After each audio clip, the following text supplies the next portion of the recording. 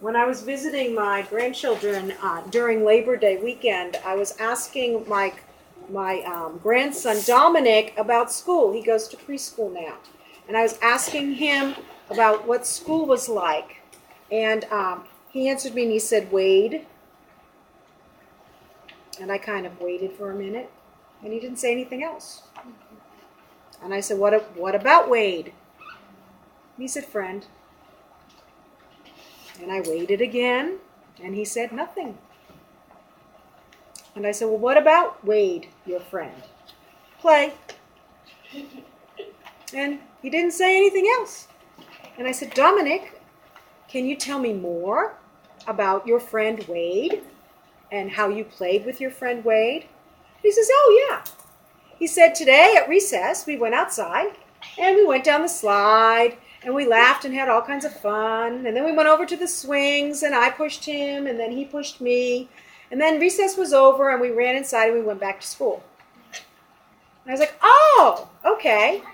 He said, "I had a great day and lots of fun on the playground." Well, suddenly now I could see, okay, because he told me a story about what happened with him and his friend Wade. Okay?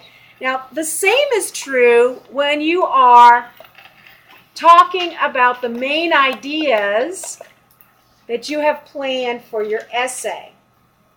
If you just say, "The themes at Chet's Creek are great," and then you say, "Pirates, Wizard of Oz,"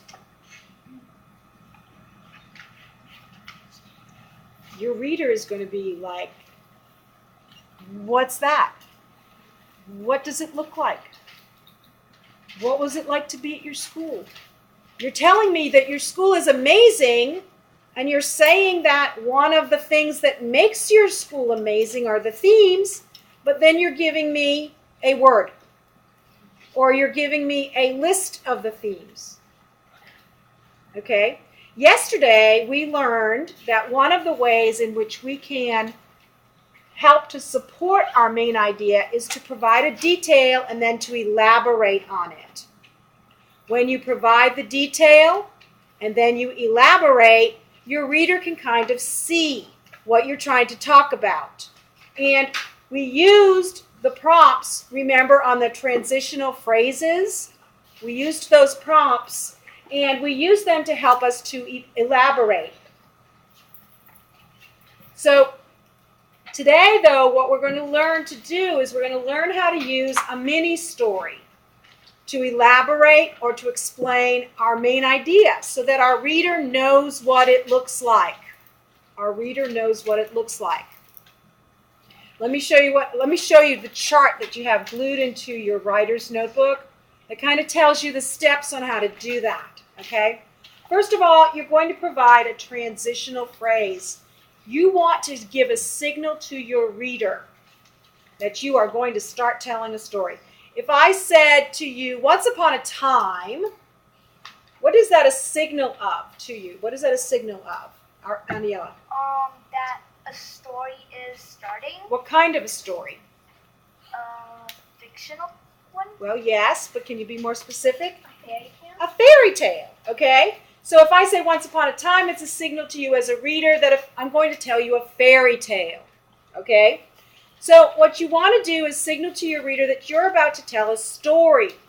So you might be able to use a transitional phrase like "one day" or "one time," "last year," "yesterday," "I remember when," "once I."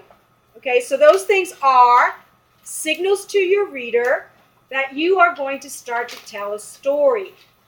Now, even though it's a mini story, Gabby, your story needs to have a beginning, a middle, and an end. That doesn't mean it's going to be a big, long story like you wrote in 3rd grade. It's going to be mini. It's going to be small. It's probably only going to be 5 or 6 sentences long.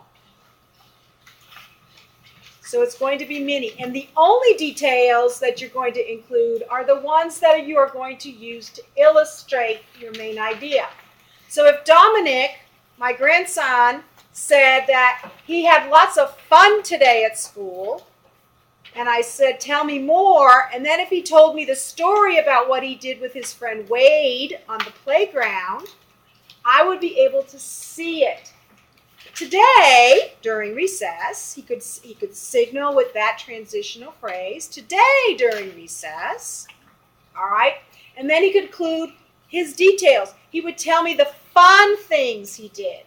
He certainly wouldn't tell me that he fell down and scraped his knee. That is not fun. Okay, so the details he would give me are not details that would be anything except the fun things he did with Wade. So if you were telling a story, you would only include that mini story, you would only include the details that applied to the main idea. Okay, does everybody see that?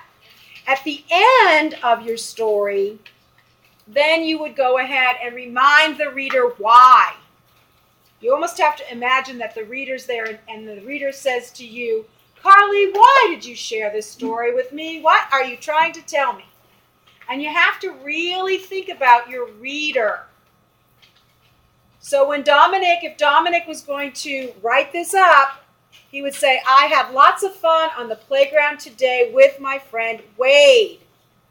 During recess, okay, there's your signal. During recess, we went down the slide. We laughed and we giggled and we played a game of tag on the slide. Then we went to the swings. There was only one left, so we took turns pushing each other. Okay? The swing started to wobble and it made us giggle. All right? When the teacher blew the whistle and it was time to go in, we were sad because we were having so much fun. Okay? So when we're thinking about our mini story, we want to follow those steps. Begin with a transition that tells the reader that you're going to start a story. Make sure that your story has a beginning, a middle, and an end. Dominic's story started out going out to recess. The middle part talked about what he did that had fun. The end, the teacher blew the whistle, and they went back inside. Okay? And then at the end, all of the details he included in his story were about the fun things. Only the fun things. The slide, the games, the swing. Okay? What he had fun. How did you know he was having fun? He giggled. He laughed. Okay? Those are the signals, the details that have to do with having fun. And then the end of the story, reminding. We were so sad because we were having so much fun on the playground. Okay, did everybody see that, what we're talking about here? All right, so I want you to are you ready to practice? I want you to practice. We're going to write in the air. Who can tell me, Gabby, what does writing in the air mean?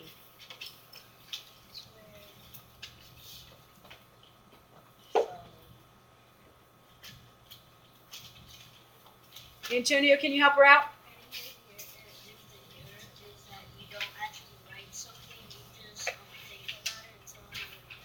Right, so you think about it and then you're telling another person. It's like you're rehearsing what you're going to write down, but you're just speaking it. You're just practicing it. Okay, so you're going to turn and talk with a partner. Let me tell you what you're going to talk about. Okay, so I'm going to give you the main idea. This is something that everybody can respond to. I'm going to give you the main idea, and I want you to turn and talk to a partner and practice writing in the air the story that you could tell about this. Okay, here is the main idea that might be in your essay. Our principal is not afraid to act silly in front of the students. Our principal is not afraid to act silly in front of the students.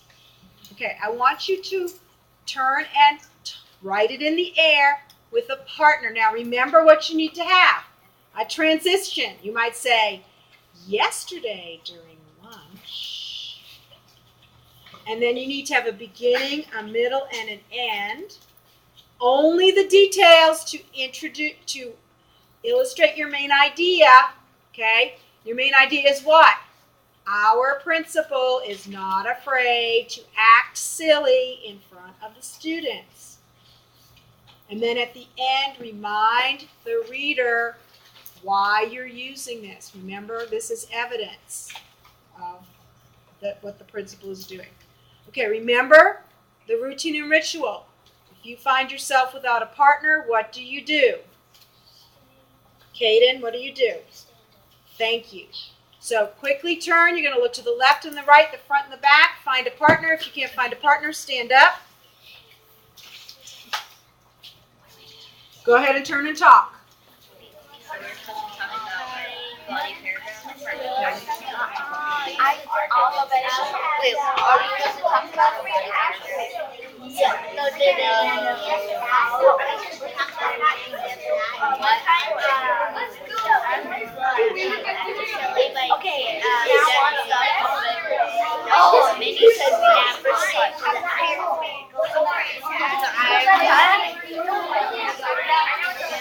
Vincent, do you have a partner? So, who's your partner?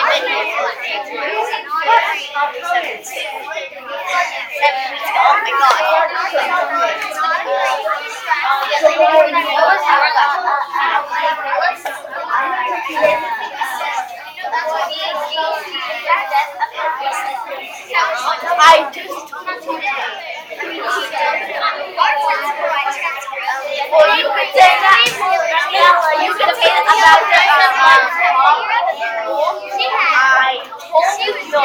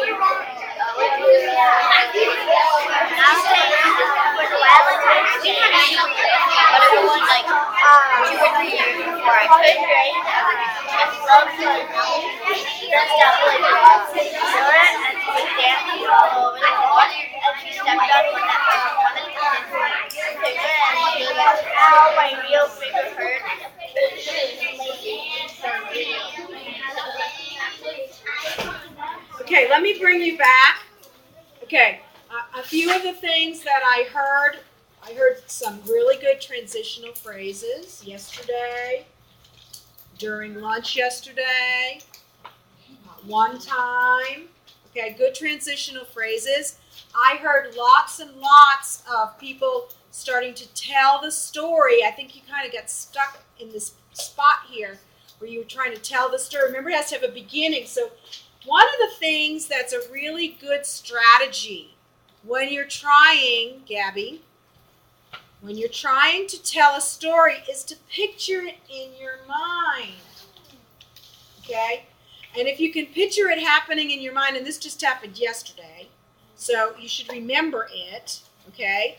So if you picture it in your mind, then describe what you saw. So you can replay, it's almost like replaying a video. How did it begin? What did you see? And remember, what we're trying to write about is how the principal was silly, right? So the details we want to pull out of the story is the silliness, okay? We don't need to hear about how somebody next to you spilled their milk, okay? Because the spilling of the milk is really not a detail about the principal being silly in front of the students, okay? So let me show you a sample of one way that you could tell this story. Okay, this is just one way. And I'm going to draw your attention to the chart. Thank you so much for keeping your voices off. I'm going to bring your attention to the chart as well so that you can see the different pieces. All right, now this is embedded in a body paragraph. Remember, how does a body paragraph begin?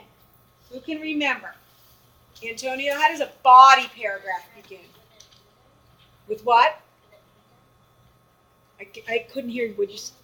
An indent. Very nice. And then after that, what do we see? Transitional phrase. Yes, we see a transitional phrase. In this case, this body paragraph, the transitional phrase is next. That's the beginning of a sentence. What's in the rest of the sentence, Johan?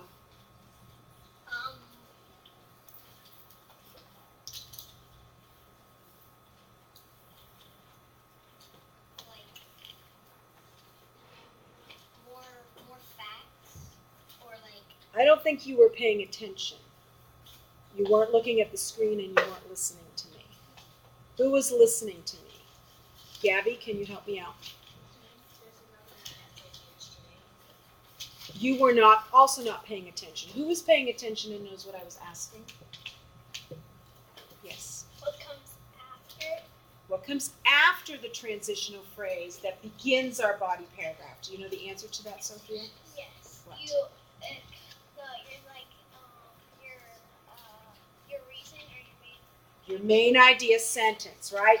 So this is a body paragraph. Remember yesterday we learned that the structure of a body paragraph, it begins, the very first sentence has a transitional phrase and then your main idea. Remember we talked about if you have planned properly, all you have to do is copy the main idea sentence from your planning sheet. Remember that? We talked about that. Now, instead of giving the bullets like we did yesterday where you state the fact and then you elaborate. Remember we said, for example, and then we had an example. This shows that. That was the elaboration. I would appreciate it if you'd stop distracting people. It shows the elaboration. Today, instead of doing that, what we're going to do is we're going to tell a mini story. So pay attention. The first sentence. Next, the principal at Schitt's Creek is not afraid to act silly. That is our main idea. Now we're going to tell a mini story to show what we mean. Okay, because just like Dominic was just said Wade, and I was like waiting for more. When you say, next, the principal at Schitt's Creek is not afraid to act silly, your reader is going to be saying, say more. Tell me what you're talking about. So here's the mini story. Notice, during lunch yesterday, that's your transitional phrase. What does that signal to the reader? What did we learn? Antonio? That the reader is going to hear a story. It's not, for example, it's one day. It's a story. Just like Once Upon a Time tells you it's going to be a fairy tale.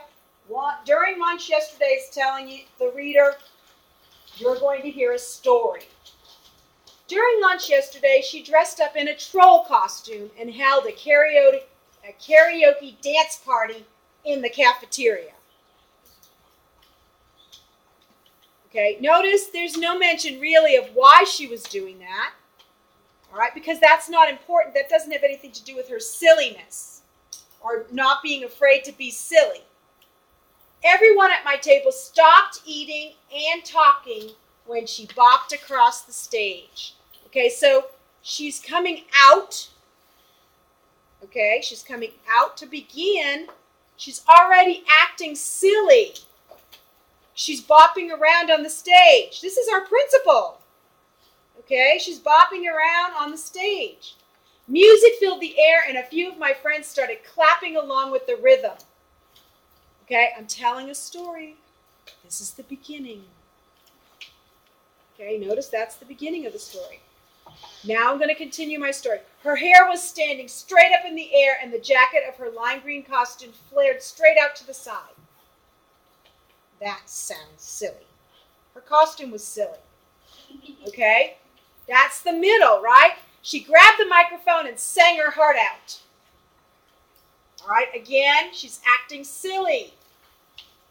I laughed so hard at her silliness that by the time the song was over and she was bopping back behind the curtain, my sides were aching.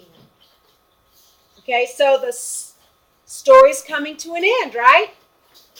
Reminded the reader of the silliness. Now she's going back behind the curtain. It's over. That's the end of the story. But I don't stop there. Remember that final sentence in the body paragraph? What does the final sentence have to do, Antonio? It has to restate the main idea and connect it to the thesis statement. Absolutely. And so notice the last sentence in this paragraph. Having a principal who isn't afraid to act silly, that's our main idea, right? Makes Chetts Creek Elementary the greatest school on the planet. Okay? Now, that is a great example of how you can write a body paragraph by using a mini story. So now you've learned two ways when you're writing a body paragraph, two ways to support your main idea. The first one is to present your bullet and then elaborate on it. So detail, elaboration, all right? The second way is to use a mini story that's slanted to show your main idea. Okay, so let's talk about what you're going to be doing during our work time today. During our work period, you are going to continue to write your body paragraphs. There needs to be 3. And yesterday when I walked around and I was looking over some of your shoulders, I noticed that some of you are kind of getting a misconception of how long a body paragraph. See this one up here on the screen? That is one body paragraph. 1.